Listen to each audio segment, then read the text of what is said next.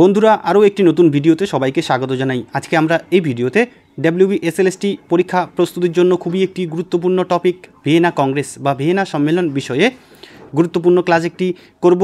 এখান থেকে গুরুত্বপূর্ণ বেশ কিছু প্রশ্ন রয়েছে যেগুলি তোমাদের পরীক্ষার জন্য ভীষণ রকম ইম্পর্টেন্ট হতে চলেছে। তাই শুরু থেকে শেষ পর্যন্ত ভিডিওটি অবশ্যই মনোযোগ সহকারে দেখবে। তবে প্রশ্নোত্তরের পালা শুরু করার আগে আমাদের এই ভিয়েনা সম্মেলনের পটভূমি সম্পর্কে অবশ্যই জেনে রাখা প্রয়োজন, যাতে তোমরা বিষয়টি সম্পর্কে ভালোভাবে অবগত হতে পারো। এবং বন্ধুরা, আমরা বর্তমানে টপিক ওয়াইজ ক্লাস করছি। তোমাদের মধ্যে অনেকে মক টেস্ট নিয়ে খুব উৎসাহিত, তবে আমি বলবো প্রথমে তোমাদের টপিক বেসিস ক্লাসগুলো করলে পরবর্তীতে মক টেস্টগুলি করতে বেশি সুবিধা পাবে এবং তাতে তোমাদেরই লাভ। আশা করি অনেকেই আমার সাথে সহমত হবে। তো বন্ধুরা, চলো আমরা দেরি না করে ক্লাসটি শুরু করব। তো প্রথমে ভিয়েনা সম্মেলনের পটভূমি সম্পর্কে জেনে নাও, তারপরে প্রশ্ন কী রয়েছে সেগুলি আমরা আলোচনা করছি।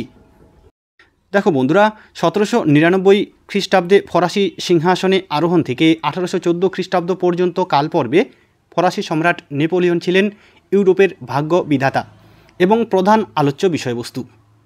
রাজ্য জয় ও সাম্রাজ্য বিস্তারের দ্বারা নেপোলিয়ন ইউরোপের মানচিত্রে ব্যাপক পরিবর্তন ঘটিয়েছিলেন। তাই 1815 খ্রিস্টাব্দে ওয়াটারলুর যুদ্ধে তার শোচনীয় পরাজয়ের পর ইউরোপীয় রাজ্যগুলির পুনর্গঠন, সীমানার পুনর্বিন্যাস এবং নেপোলিয়নীয় যুদ্ধের ফলে উদ্ভূত নানা সমস্যা সমাধানের উদ্দেশ্যে ইউরোপীয় শক্তিবর্গ অস্ট্রিয়ার রাজধানী ভিয়েনাতে এক আন্তর্জাতিক সম্মেলনে মিলিত হয় 1815 খ্রিস্টাব্দে। 1815 খ্রিস্টাব্দের এই সম্মেলন সমগ্র ইউরোপ তথা সমগ্র বিশ্বের ইতিহাসে ছিল প্রথম আন্তর্জাতিক সম্মেলন। ইউরোপের সব দেশের রাষ্ট্রপ্রধান এই সম্মেলনে উপস্থিত থাকলেও নেপোলিয়নের পতনে বিশিষ্ট ভূমিকা গ্রহণকারী 4টি রাষ্ট্র অস্ট্রিয়া, রাশিয়া, প্রাশিয়া ও ইংল্যান্ড এই সম্মেলনে প্রধান ভূমিকা গ্রহণ করেছিল। এই 4টি রাষ্ট্র 4 প্রধান বা বিগ ফোর নামে পরিচিতি লাভ করে। এই সম্মেলনের প্রধান ব্যক্তিত্বদের মধ্যে ছিলেন অস্ট্রিয়ার প্রধানমন্ত্রী মেটারনিক, রাশিয়ার জার প্রথম আলেকজান্ডার, ইংল্যান্ডের বিদেশ সচিব ক্যাসালরি এবং প্রাশিয়ার রাজা তৃতীয় ফ্রেডারিক উইলিয়াম। এই নামগুলি তোমরা অবশ্যই মনে রাখবে। তবে এই সম্মেলনের সভাপতি মেটারনিক ছিলেন সর্বাধিক প্রভাবশালী ব্যক্তিত্ব এবং মূল নিয়ন্ত্রক। তাহলে বন্ধুরা, আমরা সংক্ষেপে বলতে পারি 1815 খ্রিস্টাব্দে ওয়াটারলুর যুদ্ধে নেপোলিয়নের শোচনীয় পরাজয়ের পর ইউরোপের পুনর্গঠনের জন্য অস্ট্রিয়ার রাজধানী ভিয়েনাতে 1815 খ্রিস্টাব্দে এই ভিয়েনা সম্মেলনের আয়োজন করা হয় এবং মেটারনিক ছিলেন এই সম্মেলনের সভাপতি।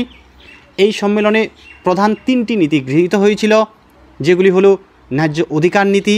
এই ন্যায্য অধিকার নীতির মাধ্যমে ফরাসি বিপ্লব পূর্ববর্তী পুরাতনতন্ত্র বা রাজতন্ত্রের পুনঃপ্রতিষ্ঠা করা হয়। এরপরে 2 নম্বর নীতি ছিল ক্ষতিপূরণ নীতি। এই ক্ষতিপূরণ নীতির মাধ্যমে নেপোলিয়নের বিরুদ্ধে যুদ্ধে আর্থিকভাবে ক্ষতিগ্রস্ত দেশগুলি কর্তৃক নেপোলিয়নের অধিকৃত অঞ্চলগুলি নিজেদের মধ্যে ভাগ করে নেওয়া হয়। এবং শক্তি সাম্য নীতির মূল কথা হলো ভবিষ্যতে ফ্রান্স যাতে ফের শক্তিশালী হয়ে উঠে অন্য রাষ্ট্রকে আক্রমণ করতে না পারে তার ব্যবস্থা করা।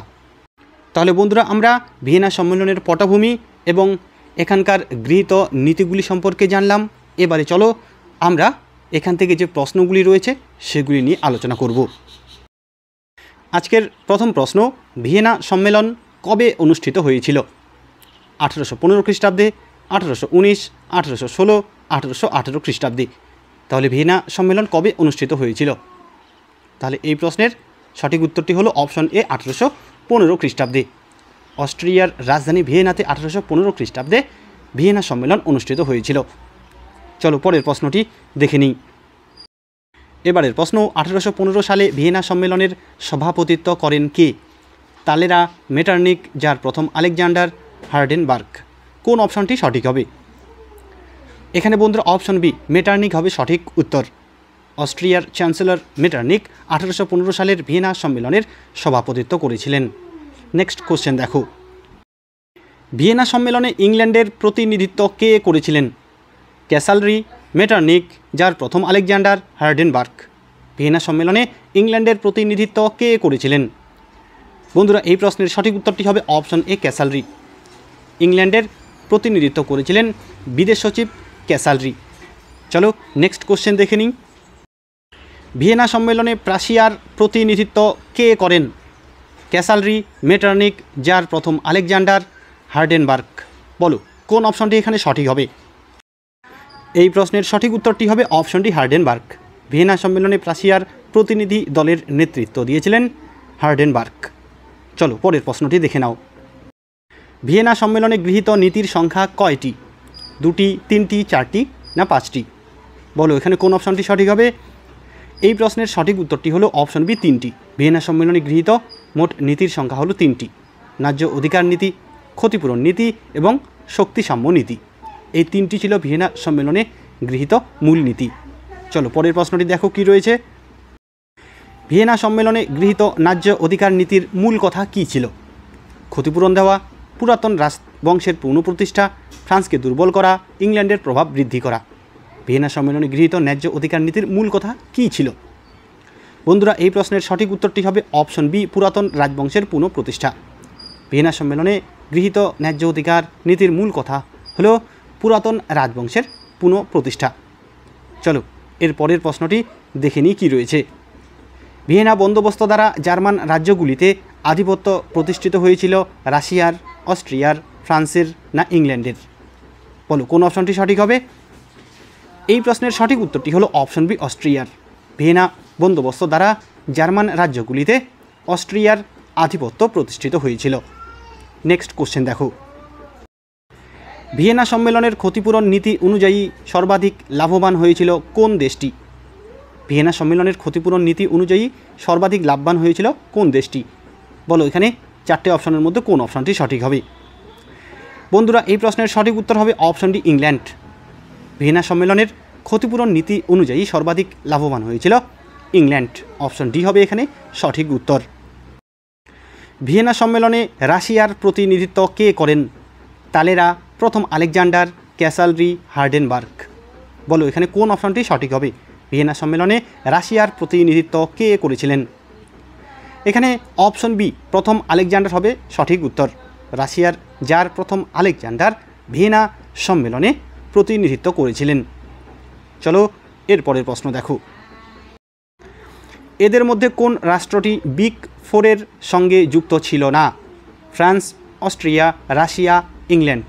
তাহলে এই 4টি রাষ্ট্রের মধ্যে কোনটি বিগ ফোরের সঙ্গে যুক্ত ছিল না? বন্ধুরা এখানে অপশন এ ফ্রান্স হবে সঠিক উত্তর। ফ্রান্স কিন্তু বিগ ফোর বা 4 প্রধানের সঙ্গে যুক্ত ছিল না।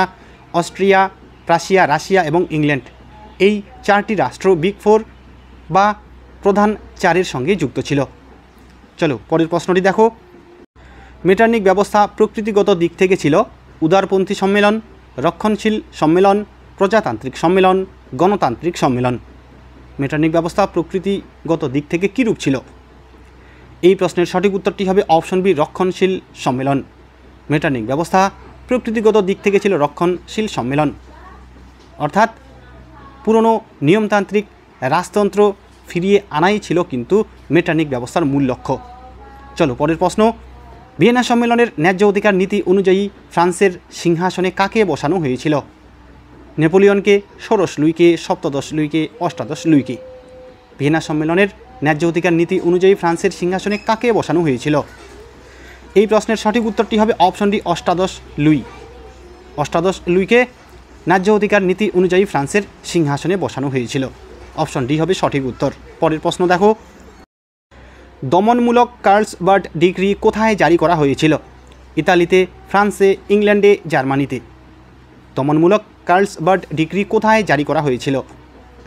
এই প্রশ্নের সঠিক উত্তরটি হবে অপশন ডি, জার্মানিতে। জার্মানিতে দমনমূলক কার্লসবার্গ ডিক্রি জারি করা হয়েছিল। এখানে মনে রাখবে বন্ধুরা, জার্মানিতে জাতীয় চেতনা বৃদ্ধি পেলে অস্ট্রিয়ার কর্তৃত্ব ও সংহতি বিনষ্ট হতে পারে। এই আশঙ্কায় অস্ট্রিয়ার প্রধানমন্ত্রী মেটার্নিক জার্মান জাতীয়তাবাদ দমনের উদ্দেশ্যে 1819 খ্রিস্টাব্দে কার্লসবার্গ ডিক্রি জারি করেন। এই ডিক্রি দ্বারা জার্মানির বিভিন্ন রাজনৈতিক দল ও উদারপন্থী ছাত্র সংগঠনগুলি নিষিদ্ধ করা হয় এবং সংবাদপত্রের কণ্ঠরোধ করা হয়। তাহলে এই যে দমনমূলক কার্লসবার্গ ডিক্রি, তাহলে এটি সম্পর্কে তোমরা জানতে পারলে। চলো পরের প্রশ্নটি দেখো। দমনমূলক কার্লসবার্গ ডিক্রি কে জারি করেন? নেপোলিয়ন, মেটার্নিক, অষ্টাদশ লুই, দশম চার্লস। কার্লসবার্গ ডিক্রি কে জারি করেন? এই প্রশ্নের সঠিক উত্তরটি হবে অপশন বি, মেটার্নিক। অস্ট্রিয়ার প্রধানমন্ত্রী মেটার্নিক দমনমূলক কার্লসবার্গ ডিক্রি জার্মানিতে জারি করেছিলেন। নেক্সট প্রশ্ন দেখো, দমনমূলক কার্লসবার্গ ডিক্রি ঘোষিত হয় কবে? 4টে অপশন রয়েছে এখানে, এর মধ্যে কোন অপশনটি সঠিক হবে? দমনমূলক কার্লসবার্গ ডিক্রি ঘোষিত হয় কবে? এই প্রশ্নের সঠিক উত্তরটি হলো অপশন সি, 1819 খ্রিস্টাব্দে। 1819 খ্রিস্টাব্দে অস্ট্রিয়ার প্রধানমন্ত্রী মেটারনিক জার্মানিতে দমনমূলক কার্লসবার্গ ডিক্রি জারি করেন। চলো পরের প্রশ্নটি দেখে নিই। বুন্ড বা রাজ্য সমবায় কোন দেশে গড়ে উঠেছিল? বুন্ড বা রাজ্য সমবায় কোন দেশে গড়ে উঠেছিল? France, Germany, England, Russia. বলো কোন অপশনটি সঠিক হবে? এই প্রশ্নের সঠিক উত্তরটি হলো অপশন বি, জার্মানি। বুন্ড বা রাজ্য সমবায় গড়ে উঠেছিল জার্মানিতে। অপশন বি হবে এখানে সঠিক উত্তর। বন্ধুরা, আমরা যে ক্লাসগুলি আলোচনা করছি সেগুলি তোমাদের কেমন লাগছে অবশ্যই কিন্তু কমেন্ট করে জানাবে। তোমাদের একটি কমেন্ট কিন্তু আমাদের আরও নতুন নতুন ভিডিও আপলোড করতে উৎসাহিত করে। তো চলো পরের প্রশ্নটি দেখে নিই। শক্তি সাম্য নীতি অনুসারে ফ্রান্স ক্ষতিপূরণ দিয়েছিল 40 কোটি ফ্রা, 60 কোটি ফ্রা, 70 কোটি ফ্রা, 90 কোটি ফ্রা। শক্তি সাম্য নীতি অনুসারে ফ্রান্স কত ক্ষতিপূরণ দিয়েছিল? এই প্রশ্নের সঠিক উত্তরটি হবে অপশন সি, 70 কোটি ফ্রা। ঠিক আছে, চলো এর পরের প্রশ্নটি দেখে নিই। এবারে একটি খুবই গুরুত্বপূর্ণ প্রশ্ন, মেটারনিক যুগের সময়সীমা ছিল। দেখো 4টে অপশন রয়েছে এখানে, তাহলে বলো মেটারনিক যুগের সময়সীমা কী ছিল? এই প্রশ্নের সঠিক উত্তরটি হবে অপশন সি, 1815 থেকে 1848 খ্রিস্টাব্দ। 1815 থেকে 1848 খ্রিস্টাব্দ পর্যন্ত ইউরোপের রাজনীতির ভাগ্য নিয়ন্তা ছিলেন অস্ট্রিয়ার চ্যান্সেলর মেটারনিক। তাই এই সময়কালকে বলা হয় মেটারনিক যুগ। অপশন সি হবে এখানে সঠিক উত্তর। এবারের প্রশ্ন, ভিয়েনা কংগ্রেসের ন্যায্য অধিকার অনুযায়ী নেদারল্যান্ডসের সিংহাসনারোহণ করেন কোন বংশের শাসক? তাহলে ন্যায্য অধিকার নীতি অনুযায়ী নেদারল্যান্ডসের সিংহাসনে কোন বংশের শাসক আরোহণ করেন? Savoy, Orleans, Orange, Bourbon. বলো কোন অপশনটি সঠিক হবে? এখানে বন্ধুরা অপশন সি, অরেঞ্জ হবে সঠিক উত্তর। ন্যায্য অধিকার নীতি অনুযায়ী নেদারল্যান্ডসের সিংহাসনে আরোহণ করেছিলেন অরেঞ্জ বংশের শাসক। অপশন সি হবে সঠিক উত্তর। পরের প্রশ্ন দেখো, ভিয়েনা সম্মেলনে ফ্রান্সের প্রতিনিধি কে ছিলেন? ভিয়েনা সম্মেলনে ফ্রান্সের প্রতিনিধি কে ছিলেন? তালেরা, ক্যাসালরি, প্রথম আলেকজান্ডার, অষ্টাদশ লুই। বলো কোন অপশনটি সঠিক হবে? এখানে বন্ধুরা অপশন এ, তালেরা হবে সঠিক উত্তর। ভিয়েনা সম্মেলনে ফ্রান্সের প্রতিনিধিত্ব করেছিলেন তালেরা। চলো পরের প্রশ্ন দেখো। এবারের প্রশ্ন, ভিয়েনা কংগ্রেসে বংশানুক্রমিক রাজতন্ত্র ফিরিয়ে আনে ন্যায্য অধিকার নীতি, ক্ষতিপূরণ নীতি, শক্তিসাম্য নীতি, বৈষম্য নীতির মাধ্যমে। তাহলে ভিয়েনা কংগ্রেসে বংশানুক্রমিক রাজতন্ত্র ফিরিয়ে আনা হয় কোন নীতির মাধ্যমে? এখানে অপশন এ, ন্যায্য অধিকার নীতি হবে সঠিক উত্তর। ন্যায্য অধিকার নীতির মাধ্যমে ভিয়েনা কংগ্রেসে বংশানুক্রমিক রাজতন্ত্র ফিরিয়ে আনা হয়। অপশন এ হবে এখানে সঠিক উত্তর। চলো পরের প্রশ্ন দেখো, কবে ইউরোপীয় শক্তি সমবায় গঠিত হয়েছিল? 1815, 1818, 1819, 1820।